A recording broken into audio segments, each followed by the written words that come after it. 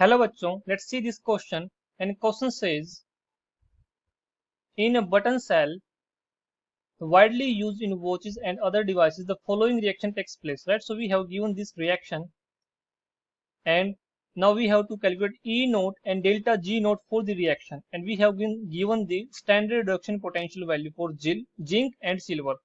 And the part B says explain with example in terms of strong and weak electrolyte, right? So we have to tell what are strong electrolyte and what is weak electrolyte and how can be distinguished. So let's solve these questions. And firstly we deal with the part A, that is the numerical part. And in this part the key concept will be the formula for the E naught of cell. The E naught of cell will be E naught of cathode minus E naught of anode, right? So this will be the key concept, right? So firstly we have to find out which one is E cathode and which one is E anode, right? So here you can see this zinc is oxidizing into Zn2 positive, right? So I can say if I write down the reaction of anode, अगर मैं anode की reaction को लिखता हूं तो जो reaction होगी कुछ इस तरह से होगी. Zinc solid is converting into Zn2 positive ions and 2 electrons. And while in the case of cathode, here see this is Ag2, that means here silver ion is in plus oxidation state, right? So I can write like this. So this is Ag positive, and there are 2 silver, so I can write like this. This is 2 Ag accepting 2 electron, giving 2 silver,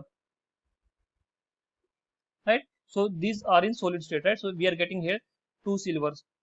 So the net reaction will be look like this. But here you can see the reduction potential for silver.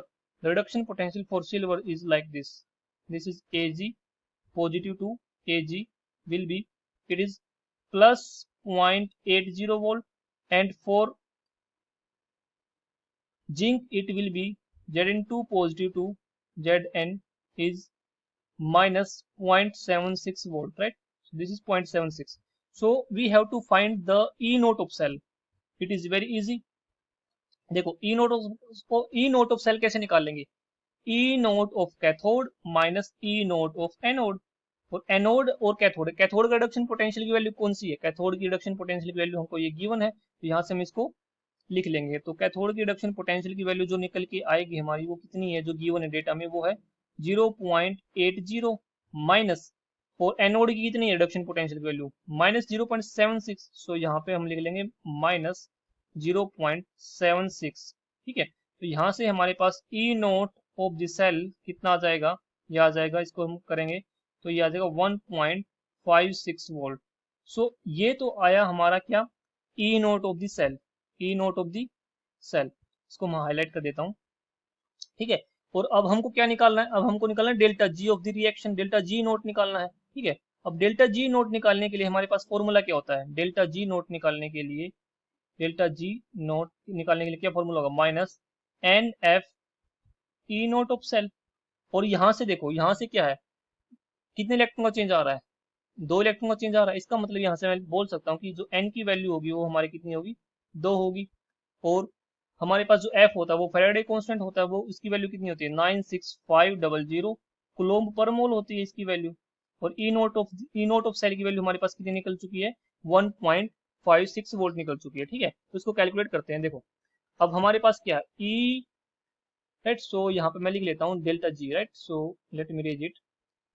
देखो यहाँ से हमारे पास आ जाएगा delta G naught is equals to minus 2 multiply by 96500 coulomb पर mole multiply by E naught of cell की value कितनी है हमारे पास?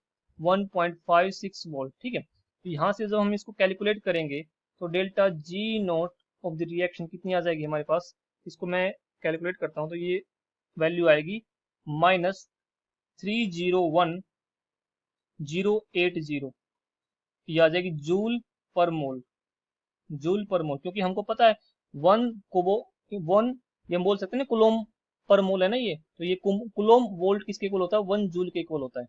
1 CV is equal to 1 joule. तो यहाँ से C और ये V क्या हो गया? जूल हो गया, और ये हमारा मोल है. अब हम चाहें तो इसको किस में कन्वर्ट कर सकते हैं? किलो जूल में भी कन्वर्ट कर सकते हैं. अब किलो जूल क्या होता है हमारा, हमको पता है 1 kilo joule is equal to 1000 joule. तो यहाँ से हम क्या करेंगे, इसको डिवाइड कर देंगे 1000 से, और जब हम इसको 1000 से डिवाइड करेंगे तो यहाँ से हमारे पास वैल्यू कितनी आएगी, वैल्यू आएगी -301.08 किलो जूल पर मोल, right?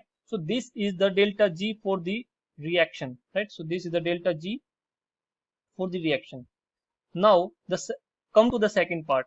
What is second part? Second part says explain with example in the terms weak and strong electrolyte and how can it be distinguished. So देखो अब हमारे पास क्या है, जो सेकंड पार्ट है वो क्या बोल रहा है कि हमको वीक और स्ट्रॉन्ग इलेक्ट्रोलाइट बताना है कि वीक और स्ट्रॉन्ग इलेक्ट्रोलाइट होता क्या है। तो यहाँ से हमको और इसको कैसे हम डिस्टिंग्विश कर सकते हैं, देखो यहाँ से अगर मैं बात करता हूँ किसकी, वीक इलेक्ट्रोलाइट की, सबसे पहले हम बात करते हैं वीक इलेक्ट्रोलाइट की। अब वीक इलेक्ट्रोलाइट में हमको पता है कि वे इलेक्ट्रोलाइट जो पार्शली डिसोसिएट होते हैं, ठीक है, पार्शली डिसोसिएट होंगे तो इसका मतलब मैं बोल सकता हूँ कि उनका जो डिग्री ऑफ डिसोसिएशन होगा वो अल्फा इज लेस देन 1 होगा, डिग्री ऑफ डिसोसिएशन क्या होगा हमारा, लेस देन 1 होगा, ठीक है, वीक इलेक्ट्रोलाइट का। और दूसरी बात, तो यहाँ से एक पहला पॉइंट तो ये हो गया, दूसरा पॉइंट बोल सकता हूँ कि अब degree of dissociation less than 1 है, इसका मतलब मैं बोल सकता हूँ कि they are partially dissociate, partially dissociate, ठीक है। कोई एग्जांपल देखो, बेस्ट एग्जांपल है, एग्जांपल क्या होगा हमारे पास, एसिटिक एसिड, एसिटिक एसिड को ले लेते हैं, देखो CH3COOH, ये हमारा एक वीक एसिड है, ठीक है। अब इसको जब हम पानी में ऐड करते हैं, देखो पानी में जब हम ऐड करते हैं तो हमको क्या मिलता है, हमको एसीटेट आयन मिलते हैं, एसीटेट आयन मिलते हैं, प्लस में हाइड्रोनियम आयन मिलता है, ठीक है। तो ये तीनों आयन, तीनों स्पीसीज इसमें प्रेजेंट होती है, इसमें ये भी प्रेजेंट होगा कुछ अमाउंट में, ये भी प्रेजेंट होगा और ये भी प्रेजेंट होगा, तो ये किसका एग्जांपल होगा, वीक इलेक्ट्रोलाइट का एग्जांपल होगा।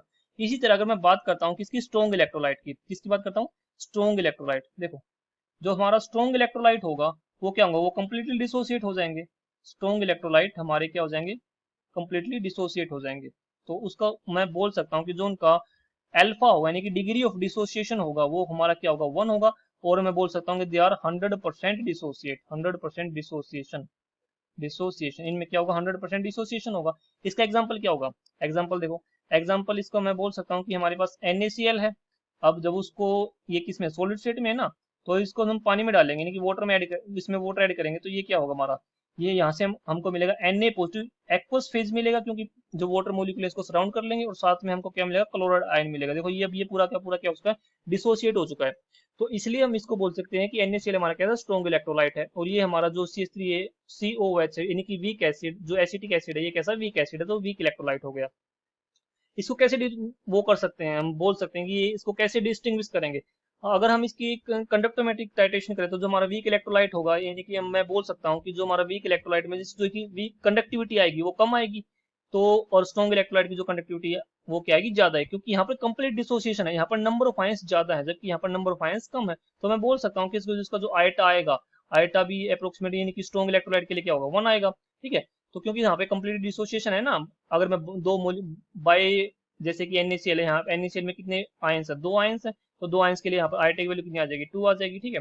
अब यहाँ पर क्या होगा, क्योंकि ये कंप्लीटली डिसोसिएट है, और दूसरा क्या होगा इसमें हमारे पास, यहाँ पर मैं लिख सकता हूँ अगर इसको डिस्टिंग्विश लिखना हो तो यहाँ पे मैं बोल सकता हूँ इसकी कंडक्टिविटी कप्पा की वैल्यू क्या आएगी, कप्पा की वैल्यू मैं बोल सकता हूँ कि लो आएगी, ठीक है, कंडक्टिविटी लो आएगी, इसकी कप्पा की वैल्यू कंडक्टिविटी क्या होगी, हाई होगी। इस तरह हम इसको डिसोसिएट कर सकते हैं। So I hope this answered your question, thank you.